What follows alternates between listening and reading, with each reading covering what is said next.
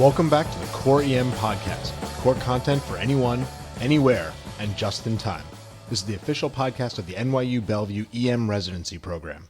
This week, we're bringing you one of our Grand Round talks from Ashley Shreves on dying in the ED. Ashley's an EM doc who is fellowship trained in palliative care and works at the St. Luke's Roosevelt program in New York City. Before we get to the talk, just a reminder to come on over to the Core EM site at coreem.net and check out all the great core content we have featured there. Check out and like our Facebook page, follow us on Google+, and on Twitter where our handle is @core_EM. Now, on to Ashley's talk. It's a little intimidating coming here to talk about healthcare because you have some people in your faculty who are really experts in this area and you're very lucky about that. So I don't know if I'm going to add much to the knowledge base you already have, but I will certainly try. So, I think there's always, I know people are having like an internal eye roll right now. Not all of you, but I'm sure there are some of you in the room. You're like, why is she talking about dying, right? Like, I went into emergency medicine to save lives. This is somebody else's job. I'm not a hospice nurse. I'm not a palliative care doctor. I'm not an internal medicine doctor. I don't want to do this. I don't have to learn about this. And not only that, I don't have the time to deal with this. Even if I care about these issues, I've got like a million other competing demands on my shifts. And this is one of those things that I just don't have time for. And like, I get that. I get all of those frustrations. But this is the problem with that mentality. This is one of those studies where like you don't really need to read the study. You just look at the title and you get all the information and the meaning from it. Has anyone ever seen this before? Right? So like this is the problem with that. It's like you can't say like I don't really like badge bleeding and I don't want to like do preg badge bleeders. I just don't do them. Like that's just not part of my arsenal. Because like, are they coming? Right? They're all coming. You got to know that. Like if you didn't go into obstetrics, you still have to know how to manage first trimester preg badge bleeders and it's the same thing with this. Like they're coming whether you like it or not. Furthermore, you in this room really need to know, and I hope I can make a case for that.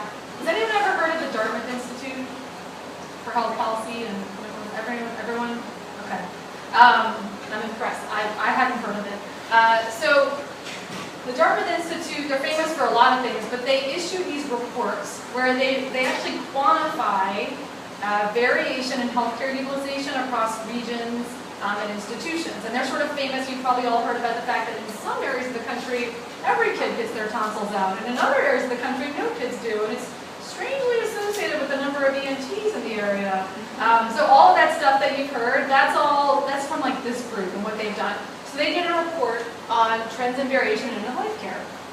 And they did lots of fun maps. It's like, you will read this thing for days and days and days. It's actually fascinating reading. But this is one of the things they looked at is the percentage of chronically ill Medicare patients who die in the hospital. And when they say severe chronic illness, they actually were talking about not just like chronic illness like COPD, CHF, but dementia, cancer patients. They all got lumped into this group. So it's people over 65. And you can see there's remarkable variation. So if you're like the really dark, it's like 49, 50%. To the really light, it's like 12%. So you can imagine, like if we worked in Utah, we really shouldn't be talking about this issue, right? If we worked in Utah, like you're really not going to see that many people coming into the ED in the hospital at the end of life. It's very unusual there. It's very unusual in Oregon. So what do you think the region was in the country that had the highest percentage of people dying in the hospital? So this Manhattan is literally the highest region in the whole country for people coming into the hospital and dying actually in the hospital, and they have an underlying severe chronic illness, right? So if we were in Utah, you could make the case to me like, I don't really need to do this. Well, like if you're especially if you're going to practice in this environment, and then I'm going to give you even further information that's going to blow your mind. So academic institutions, this is a list of the fancy ones, like the really good, high quality academic institutions they rank. So that's the top and that's the worst. Howard University is the worst. You're number 7, and I could make fun of you except that Sinai's number 2. So it's okay for me to point this out. Now the last set of data they have is 2007 in this report, but I don't think things have changed that dramatically in the last 8 years. You can see, it's particularly embarrassing about Sinai because we have one of the oldest and best healthcare departments in the country. But it's almost like a reason why we needed a really good healthcare department there because we have this is what we're up against. So you can see it's like Mount Sinai, UMGMJ, NYU, New York Presbyterian, upstate, right? So you can, Yeah, the data. And what they're sort of looking at there is like the patients that like always go to NYU or always go to Mount Sinai. So we need to know this. We in this room like really need to know how to care for this population. So how are we doing right now in emergency medicine? Well, I'm going to summarize the data for you, and I'll show you a little bit of the data. I think most of these patients get pretty bad care. I think we don't really feel comfortable taking care of them, and that we want more training. So this is one of my favorite studies. It was actually like one of the first pieces of literature that I ever saw that was on the topic of emergency medicine and palliative care. It was actually published out of the UK emergency department, but similar challenges. And they looked at like these two different trajectories of people dying in ED, like the trauma patient that everyone's all fired up about and talking about the whole day, and then like the patient who comes in with advanced dementia or advanced cancer who's dying. And they interviewed the family members and the patients and asked them how they felt. Like, did you feel cared for?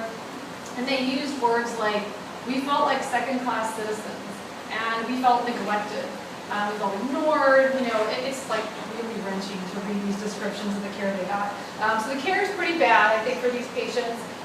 This is a figure from a study that was done out of Mount Sinai, interviewing emergency medicine residents about how they feel about the various healthcare competencies, and they feel least comfortable with the patient sort of symptom management at the end of life, and this other topic, right, withholding, withdrawing, life-sustaining treatment.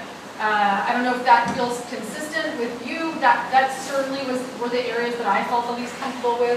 And then this is a table from another study interviewing palliative care providers about areas of improvement, ways to improve healthcare in ED. I love this table because they asked them, what areas can you improve? And you can see the number one thing is, they're like, the way that we can improve it is if the outpatient providers improve.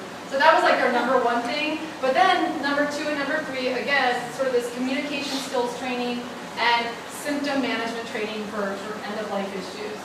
So I talk a lot about, and if you can see, sort of, there's two big buckets that I think palcare could fit into. The big bucket of talking about goals of care, how do you talk to people about intubation and code status and all that, and I think I've talked to this group about that before, and hopefully you have all that information now. And then there's like the other big bucket, which is, okay, they say they don't want to be intubated, and now they're dying, and like, now what? So now you're sitting there with this dying patient, and you've got to like manage their end-of-life symptoms and sort of troubleshoot what to do next. And so we're going to do a little bit of an EM dying boot camp for that sort of big bucket of palliative care issues. So we're going to do a little refresher on what it means to be dying, talk about some of the unique symptom issues that are going to come up, and then give you some language to use to communicate with families and patients about your management that's going to be kind of unique and different than the way that you manage those symptoms in people who aren't dying. So one of my favorite graphs of all time, I love it. Again, burn it into your brain. It will help you understand and contextualize the acute presentations that you see in your ED. It's important for us to review it when we're going to talk about end-of-life symptom management, and the reason is because I want you to be sure you're dealing with a dying patient before you shift over into your brain on like end-of-life symptom management. So you can get into a little bit of trouble there and thinking somebody's dying, and you're kind of giving them the dying person treatment, and they're not actually a dying patient. So you've got to sort of get that piece right before we can get the rest of it right. And so I just want to do a quick refresher on that. So these are the four big broad categories of how people die. This is the last year of life. On the x-axis and the y-axis is function. And how do they measure function in these studies? ADL. Yeah, ADLs. And what are ADLs? Like, give me an ADL. Shout it out. Going to the bathroom. Getting dressed. Someone said going to the bathroom, so like toileting. What else? Eating. Yes, it's like a measure of your ability to take care of yourself, right? And how your disease is affecting your quality of life, sort of, right? So sudden death, we think that's how everybody dies in the ED. That's actually not. It's like the way 15% of people die. They're like fine and they drop dead on the street. So that's actually a rare way that people die. Most people, they're on one of these trajectories here. So this one here, terminal illness, right? They do incredibly well. This is, what disease is terminal illness represent? Cancer. They do really, really well until all of a sudden they don't. And when they start to lose the ability to take care of themselves and become weaker because of their cancer, it's always a marker of the beginning of the end for them. And it's usually a pretty steep decline. And when patients with cancer can no longer get out of bed, on average, how long do they have? Weeks. Weeks. So maximum, give me a maximum number of time they have. 6 months. Someone said 6 months.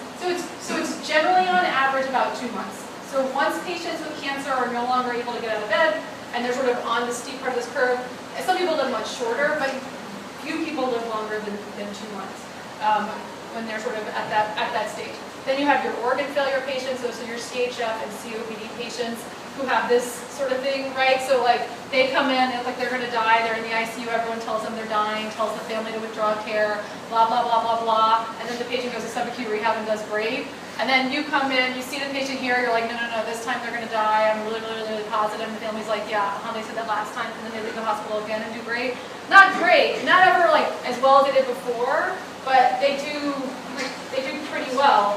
And so it's really, really hard in that group to actually tell them that they're dying. It can be their clues, right? If they're needing higher levels of outpatient care, they used to live at home, now they have to live in a long-term care facility and whatnot. It's really, really, really, really hard in the ED to tell a patient who's got CHF or COPD that they're dying, and I rarely do it. It's not that you can't have a goals of care conversation with them and decide to withdraw or withhold certain treatments, but it's hard to sort of use that word, and I don't do it as often. I do it a lot with this population, and I do it a lot with this population, which is what? Who's that? Dementia, right?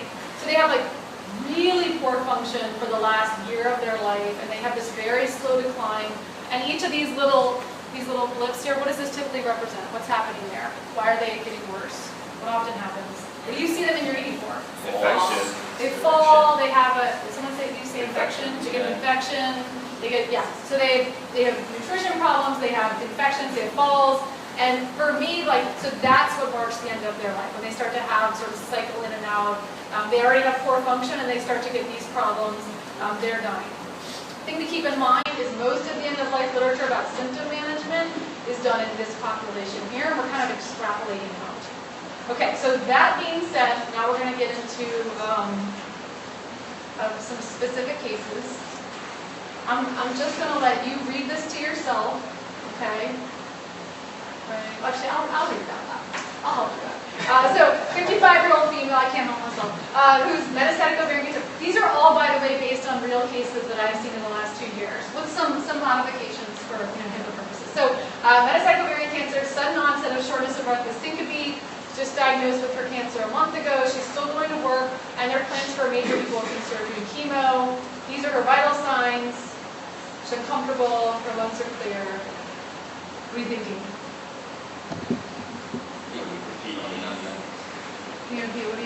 Okay. Is she at the end of life? Why not? Why don't you think she has metastatic cancer? Aren't they all dying? What? Still going to work. Yeah. So she actually has a PE. Don't treat her like she's dying, right? This happens. I know that sounds crazy, but it's just sort of worth like having this sort of initial case, right? Because I had one of my favorite patients I ever took care of in the inpatient setting. She was further along in her disease than this person, but she was still up and about, and she was still, like very involved in her life. And she probably had I think she lived another 6 months after this episode, but she came for a PE and everyone came down to the ER and tried to convince her to just go to hospice. And she's like, just treat me for my PE. And they were like, you're really going to make us take you to the ICU? And she's like, yes. And she left the hospital a week later and she lived another 5 months. And, not that she didn't live years, but it is important, again, to sort of understand where somebody's in the trajectory before we start shifting.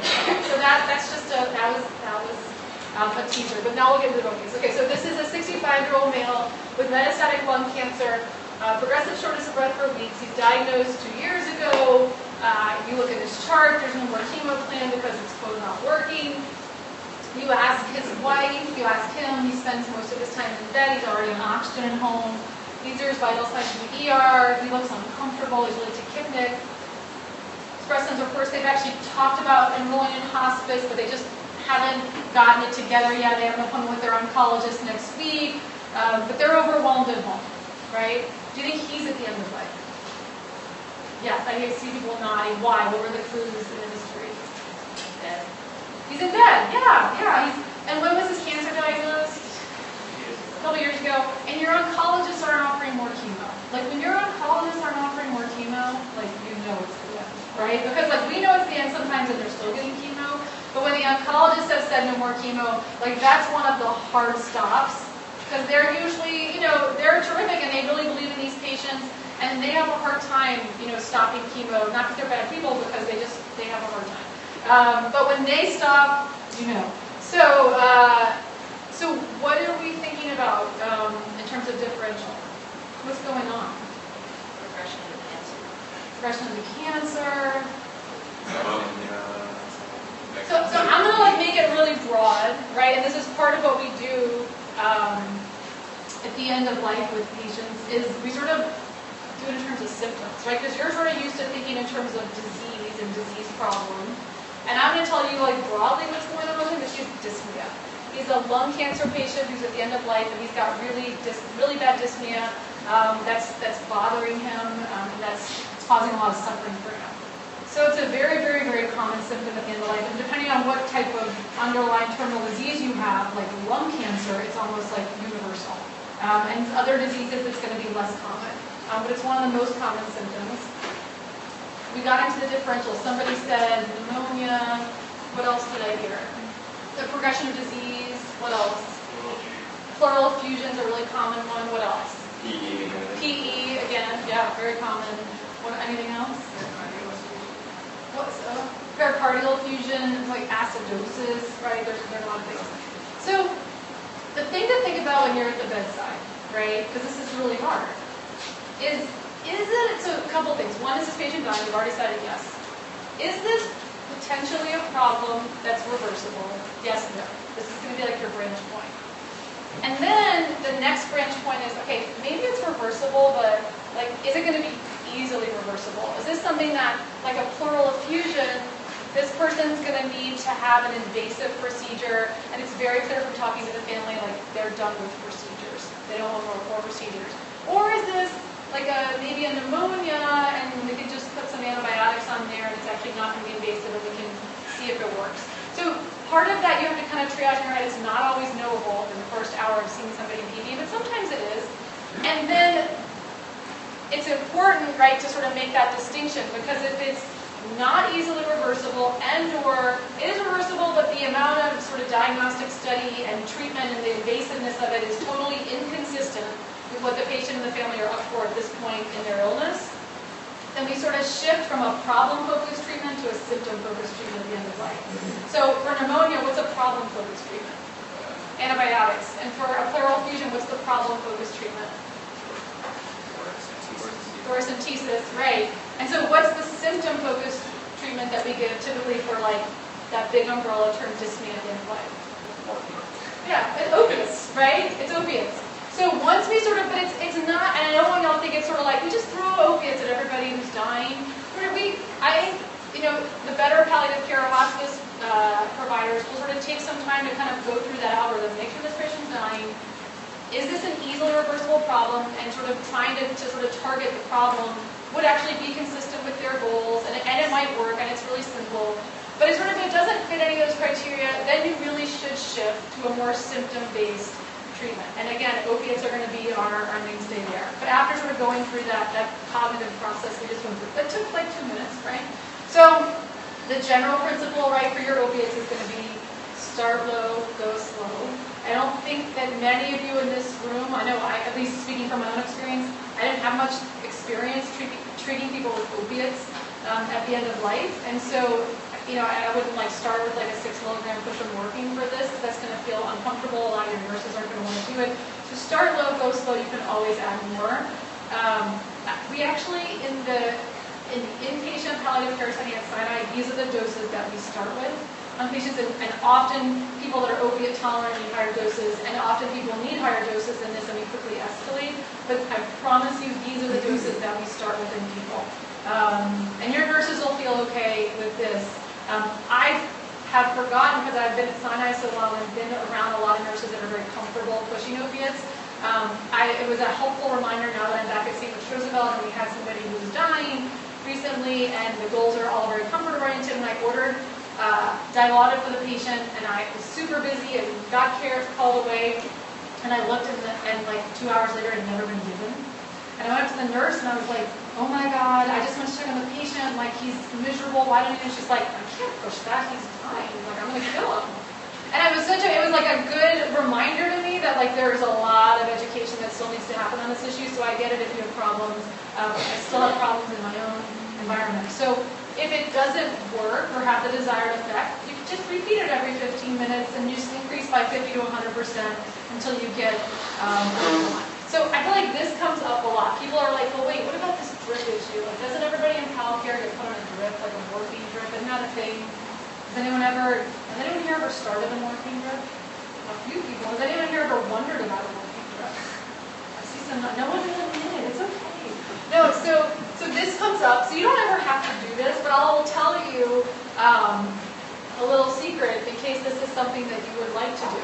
Drips are really for your and nursing convenience. Drips, when we use them at the end of life, are because you could go to the bedside and bolus enough medicine to give the patient what they need, but we usually shift to drips when the amount that they need is really becoming so high that it just makes more sense for you and the nurse to have it go through an infusion. So when does that happen? So the morphine duration of action, when you give somebody oral or IV morphine, it lasts for 4 hours. All right, that's the duration. Generally speaking, obviously we plus minus a little bit, but it generally lasts for 4 hours. If we're going to start somebody on a drip, about how much an hour do you think we want to have in the drip before we're going to put somebody on it? It's 1. I'll feed it to you. This one's 1. So it's 1 milligrams an hour. We don't usually put people on like 0.2 milligrams an hour morphine drip. So 1 milligram an hour, right? So if somebody needs more than 4 milligrams of morphine every 4 hours, we'll put them on a drip. Does that make sense? Right? So the idea that you would put somebody on a 1 milligram an hour drip when they come in, when they have dyspnea, what's the problem with that? How many milligrams of morphine is that a day? How much? It's 24 milligrams of morphine a day, right? Come on, I'm giving you these answers. Come on, these are easy. So like that's a lot of morphine for somebody who's opiate naive. And our goal when we're giving opiates at the end of life is never to hasten someone's death. Right? There's the whole double effect principle. It's okay if you're sort of trying to relieve their symptoms and it hastens their death. But you'll see that rarely actually happens anyway. But if we just sort of start somebody off right off the bat who's opiate naive and we're giving them morphine for dyspnea, and I started them on a 1 milligram an hour drip, we would sedate a lot of people and we probably wouldn't hasten a lot of death. So we don't actually start with those numbers, but we often get to them. So that's just a little, because I know that that's always in the back of people's heads. And then that's what that goes. And so breakthroughs, if you have somebody say it seems like they need this, and you have them on a 1 milligram an hour drip, the breakthrough dose is essentially half to equal the hourly dose. So if the nurse comes up to you and says, oh, he's still having some dyspnea, you would give him in this situation, give him another injection of 1 milligram of morphine. So we'll just do a little practice case. So you have somebody come in, they meet the description of that case I just showed you, and their goals are all comfort-oriented, that the family just kind of freaked out, and now they're here, and they, please help him. He's like having all this trouble breathing, he's miserable, he's suffering. So you go to the bedside, and you push a milligram, and then 20 minutes later you go back and you push 2 milligrams, and 4 milligrams, and he's comfortable. He's like comfortable now, and then you've given him 7 milligrams, and then like 4 hours later the nurse comes to you and she says, he's asking for another dose again. Would it be appropriate to put this person on a drip? Right? Yeah. So they needed 7 milligrams in 4 hours and they're needing another. So yeah, put this person on a drip and then your nurses, right, are free. They put the person on the drip and they can now do other things for that patient and whatever, because that patient's going to be getting what they need. So the drip would be about 1 to 2 milligrams an hour, whatever you choose. And the breakthrough dose would be 1 milligram Q1 hour. Does that make sense? That's the whole secret behind drips. But I think it sort of comes up when people are intimidated about using opiates because they think that they've got to put on a drip. So the other thing about opiates, there's like a million different opiates to use. The short answer is it really doesn't matter. The long, complicated answer is we generally avoid morphine and oxycodone and codeine in patients who have renal failure. But at the very end of life, it really doesn't matter all that much. And even the literature to sort of support that distinction is not great. So they're all the same. It's just a matter of dosing.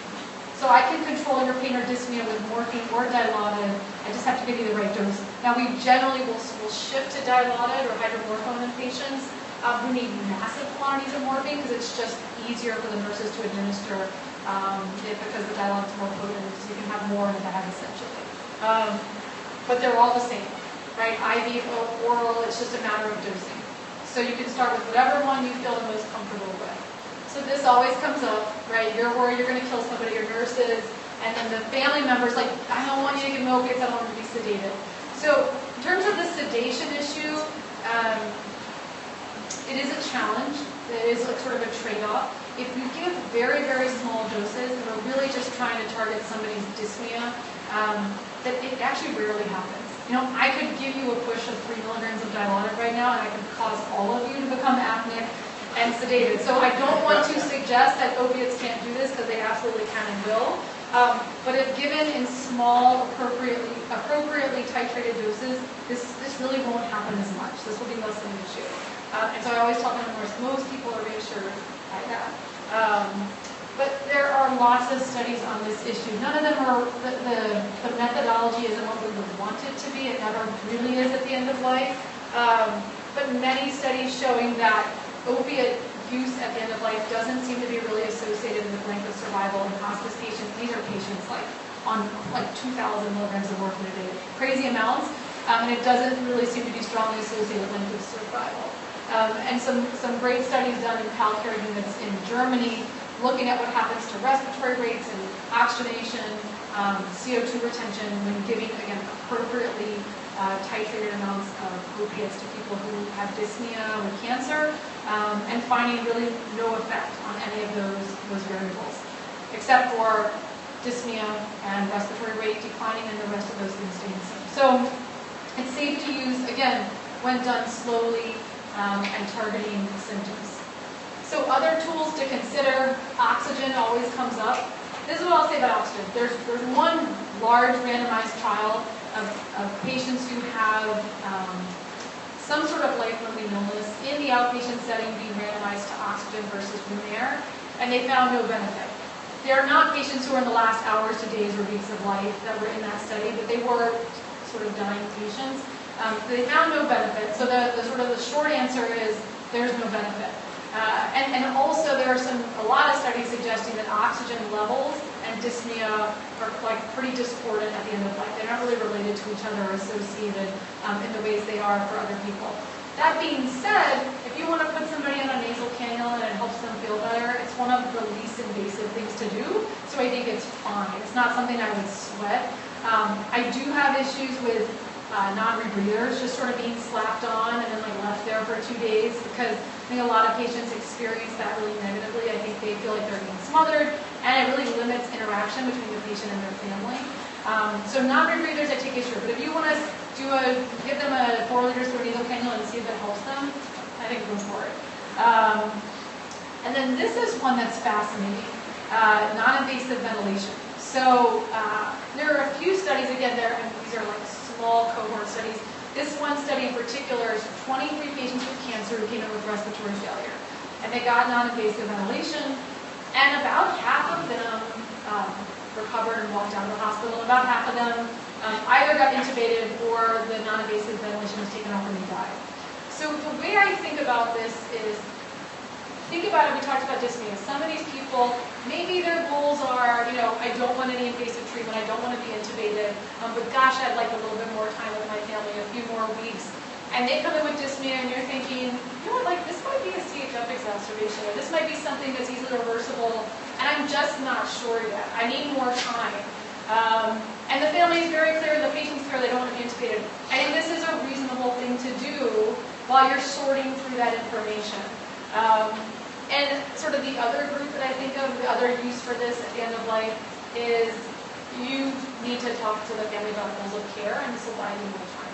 So beforehand, we used to have to make these decisions in 5 minutes, intubate, not intubate, and I think those cases still exist, but actually with non-invasive ventilation, they're actually quite rare. You can put somebody on non-invasive ventilation, and you can take the family aside and you can talk through a goals of care discussion.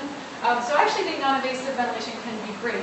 The thing I would beg you to do is to prepare the family for, if you're really hoping to get more time and I'm not quite sure why he's having trouble breathing, I think this is a reasonable thing to try.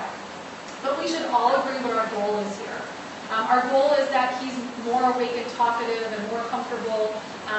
So tomorrow, why don't we check on that? Or I want you to ask the NP and have a discussion. And if you're not really seeing those improvements, we should make the decision, you should make the decision to take this off. So there should be some sort of goal in mind. It shouldn't just be like, we'll throw the non-invasive ventilation on, and this person will just die 4 days later, with a mass sort of blowing air on their face. But I think it's an appropriate intervention to consider, again, when you're unsure. Some of these patients will recover. Those patients, can they go to hospice with that? No, right? Non-invasive ventilation, so we would send some patients to hospice with it, but there had to be clear goals in mind. We're going to do this for 24 hours and it's going to be removed. It's being used solely for comfort at this point. Every hospice is like a little bit different when it comes to that. If you have somebody like, say, with sleep apnea, they're not going to tell them they can't use it at night, or COPD, for instance, and it's for comfort, right? So there are certain situations where they'll allow it, and others where they probably won't. So another case, 7-year-old male, Barnabitis found unresponsive, right? Care. Have you ever had this case before? Right? This is like one of the few medical emergencies where you actually will have a dramatic shift in goals, in the ED, and then you're sort of dealing with a dying patient, and it's all on you, right? And then the family comes up to you like he's like making all these crazy sounds. It's like you go to the bedside, right, and you hear like that kind of sound, and they're like, "Is he suffering?" And you're like, "I don't know. Maybe I don't know what to say." So what's going on here? Is this patient dying? Yes. And what's going on? What do we call that sound? Yeah, so it's the death rattle. So there's a couple different causes, but I think very commonly it's because people aren't able to swallow anymore and handle their secretions, so they pool in the oropharynx and it creates this awful sound. It's really something you typically see at the very end of life, so it's one of the signs to you that somebody's actually dying, like hours to days when you're hearing that, and that can be an important thing to know. It's distressing to families, but not patients, because these patients are usually not awake anymore when they have this, and so they're actually not. It doesn't seem like they're really experiencing the distress from it. But families get really upset by this, so it's important to know what to do. So what do you do? I think the most important thing to do is you can try some repositioning, but the most important thing is, I think, reassurance and telling the family, this is normal, this is not distressing to your loved one, this is a normal thing we expect to hear.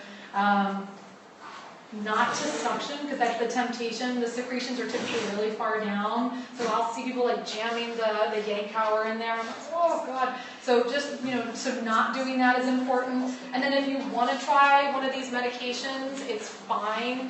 There's not great evidence supporting their use, but if somebody already has an IV and you want to give them 0.2 milligrams of glycopyrrolate to see if it dries up their secretions, it's fine to do. But again, I think the most important thing to do is reassurance when you hear this. Okay, next case. 6-year-old male, advanced hepatocellular carcinoma and cirrhosis. This is actually literally a real case that I had, came into the ED. The wife had her sunglasses on, she was a very angry person, and she said he doesn't want to eat anymore, and she was so angry at him, and he said, she keeps forcing me to eat, and it feels awful, and she said, I will not let him starve to death. And it was like very vicious, their interaction. But has anyone ever seen this before? Does this ever come up? Yeah. So is he dying? I haven't really given you a lot of clues, but I'll just tell you yes, he is dying. And this is this issue here, right? The anorexia dehydration issue. So really, really, really common at the end of life that people lose interest in food. It's normal. It's a normal part of the dying process, right? And what do you think about that word starve? Have you ever heard that families say, I feel like we're starving him to death, right? I think that's probably one of the most common problems that we deal with in the PAL care setting, and one of the most difficult and most, I feel like I can have an easier conversation with a family about withholding and withdrawing in mechanical ventilation than I can about artificial nutrition and hydration. I feel like it is the most difficult thing to talk about. And I had a family member get diagnosed with cancer a year and a half ago, my mother-in-law, and she's actually doing really well now. But I thought that all these family members were totally crazy about this, like trying to force feed their family members. And then when she was diagnosed, I was like trying to force feed her her all the time. And I was like inviting her over and making all this food and trying to force it on her. And I was sending her food in the mail, sending her packets of food. And I was like, what am I doing? Like, I'm one of these crazy people. And it was like the first time I got it. I have no idea what it is. But it is like when your loved one is sick or you think they have a life threat, it's like this basic human instinct is we want to feed them. So I never really understood it until I had that experience. But this is normal, and it is actually not distressing the patient. So what we say when family members say, like, we're starving him to death, we say, that word starvation would imply that he really wants food, and we're not giving it to him. That's when I think of someone starving, I think we're like withholding something. He doesn't want food. It's actually normal that he actually would not be interested in food. And when you have the flu, I bet you're not interested in eating food either because we feel terrible. So just to remind people of that, because again, this is the most distressing thing I think to families and less so to patients. Thirst and dry mouth actually are very common though. And so what's the best way to treat them? Do someone just Sponges or yeah. So you just take a moist sponge, and this is a great thing because family members want to participate in the care of their loved one. So you can say, oh yeah. So one of these like those green sponges in the ICU, right? So you give them a cup of water, get the sponge, and you can just moisten the inside of their mouth, and it feels great for the patient. The family actually has an active role in their care, and then lubrication on the lips. Right, is also really important, and you can alleviate all of that. And again, you can have the family members do that part, which they really love. So what about artificial hydration? So one really great high-quality randomized trial on this issue, and they found it doesn't really extend life. It was statistically, there was no difference in the group that got IV fluids as the hospice population versus those who didn't. Although there was actually a difference of about a week, it was not statistically significant. This is what the sort of two best studies tell me about this issue, about IV fluids. That it probably improves some symptoms for some people. You all have those people that come in, you give them a couple liters of fluid, even when they're at the end of life and they kind of perk up a little bit. So that certainly can happen, and that's true for some people. And then I think in the same number of people, giving them the fluids actually causes worsening lower extremity edema, anasarca, pleural effusions, their dyspnea actually gets worse, they actually feel worse. So what I tell family members is, we can try this. They already have an IV. If they're in the ED, they probably already have an IV. We can try this. I'm worried that with IV fluids, we might actually solve one problem, but like create 5 others. That's generally what I see with IV fluids. But it's not a very invasive thing. Let's try it for a day, see if he perks up, and if he doesn't, we should stop it. So I think that's like a very simple way to tackle that issue. Artificial nutrition is a whole other ball of wax. You really can't diet Mount Sinai without TPN running through your veins. I don't know how it works at NYU. It's less so at St. Louis Roosevelt, but that's a whole separate issue that is beyond the scope of this talk. So another case, 75-year-old female. She has metastatic breast cancer. She's enrolled in hospice, and she starts to really go through this actively dying process. And the family calls 911. So anyone ever seen that happen before, right? That happens all the time. These are her vital signs when she comes in, and the family comes to you and they say, is she going to die today? Should we tell her brother Bob to get on the plane right now from LA? Should he come right now? Is she going to die tonight? Has anyone ever had any sort of question like that, right? What do you say? You say yes. So this gets the issue, right, of predicting death, right? And it's really, really, really hard. I always tell families, I will give you an estimate. You should know ahead of time I'm wrong most of the time. And I'm not like just saying that like joking, like I can follow these patients up. I'm in PAL care, I'm wrong most of the time. So it's really difficult. A great study of about 500 hospice patients who were sort of discharged home with hospice, and over 300 physicians then were, at the time of discharge, asked to give their estimate of what they thought this patient had in terms of length of survival. And and they could be right if they were within like 30% of what the actual number was. How often do you think they were right? 15%. Someone said 15, so it's about 20% of the time. It's really, really, really hard. You get better at it the more you do this. Like if you end up doing PAL care or hospice work and you see a lot of these patients, you will get better at it. You also get better at it if you see the patient over and over again. So you kind of see what kind of trajectory they're on. So this is the thing, right? Knowing that you're going to be wrong most of the time, we never tell people I think he's going to die tonight. We always give ranges. So I think he's got I think he's got minutes to hours, hours to days, days to weeks, weeks to months. And I will see somebody in the palcare unit, and I'll say, I still think it's hours to days. And like 7 days later, I'll be like, I still think it's hours to days. You know, like all I can tell you is I think it's hours to days. Because that's really the best, that I promise you, the science would suggest that's really the best you can do. And so I think it's okay to say, I think it could be minutes to hours, so I think everybody should come. You should know that, you know, we're often wrong about this, and some people surprise me and they die very, very quickly. And some people surprise me and they live much longer than I expected. So I always give that qualifying statement, and we always give ranges. So don't say, I think he's going to die tonight, because you'll be wrong, and then you'll be embarrassed. I mean, I had to learn that the hard way. I tell people, send everybody in, he's dying tonight, and then like I see him discharged from the hospital 2 weeks later. So I am not kidding you. I had a patient in the palcare unit who had a blood pressure of 60 for a week. And I literally, every day, within a stat of 80%, and every day I'd be like, today is the day. Everyone should come in. And like a week later, I was like, obviously, just don't listen to anything I have to say at this point. And then this sort of last thing comes up where they'll be like, well, what's going to happen? Like, is he just going to die? Like, what do they, like, they're very nervous, right? Because people used to die in the home, and everyone had a whole, like, breadth of experience to sort of pull from, and they would know what dying looks like. I think people are very anxious about this because they don't often have any experience to draw on, and they're very nervous about what to expect. So there's a great study. It's old, but it's terrific. It was published in 1998. It's like one of the first studies I'm aware of that was prospectively done, 100 patients dying at home with hospice, and carefully assessing them at different time periods for what their different symptom burden was, what life looked like for them. And this is one figure that I think is kind of helpful for you to know. This is light as awake, drowsy, very drowsy, or coma. Right? And then you can just sort of see sort of globally, as people get closer to death, they become sleepier and sleepier and drowsier, and they generally fall asleep, and you can tell them. So I think what's going to happen is as he gets closer to dying, he gets closer to death, he's going to get sleepier and sleepier. He's probably eventually going to fall asleep. He's not going to wake up again. Right? And you can sort of see that that's generally what happens for a lot of patients. And then you can sort of add on, his breathing might become a little bit irregular. He might start breathing really fast and then really slow and have pauses. And that's all normal. That's just a sign to us that he's getting closer and closer to dying.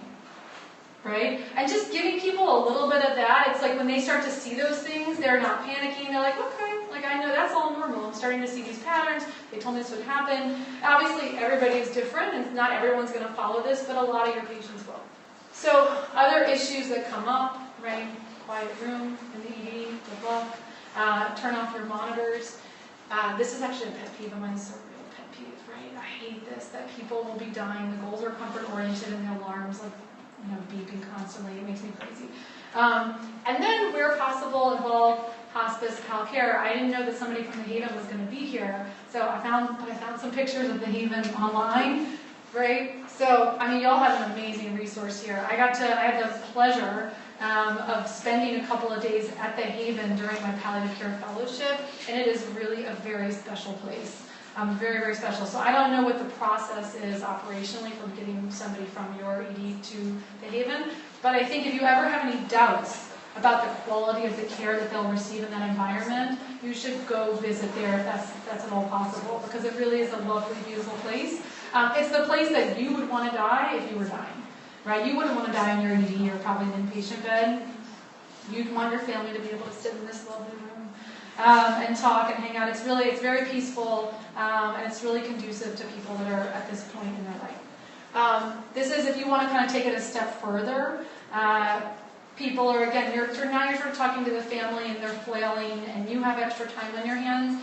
We will often, and they're like, I don't know what to do, and we often say to families, some people at this time are kind of like wondering, what do I say to this person, and then I'm freaking out, and we say, I don't know if they can hear you, but some people have found it helpful to hear what other families thought were just like things that were good to say at this point. And most people actually really want to hear, like, yeah, tell me. And so these are the 6 things that we that we recommend that people say, right? Because we always say relationships are complicated, and life is complicated, and things happen, and we all have regrets, and so this is your opportunity, this is precious time, and you should say these things. I can't say them out loud because I always cry every time I say them, but you should tell, if you and I'm like, when I'm deeply involved in a case and it's something I can relate to, I can't go there because I'll just start sobbing. But if it's somebody where I'm less emotionally involved and I can give the family members, you have no idea, to sort of get this guidance from you, it will be so unexpected, and it'll be so meaningful for them. And I promise you, when I ask people if they want this information, the vast majority actually say that they do. Because again, like, very few of your families have a roadmap for this, so they're looking for you to give them that guidance. And I'm going to end on that very sad note. That is it.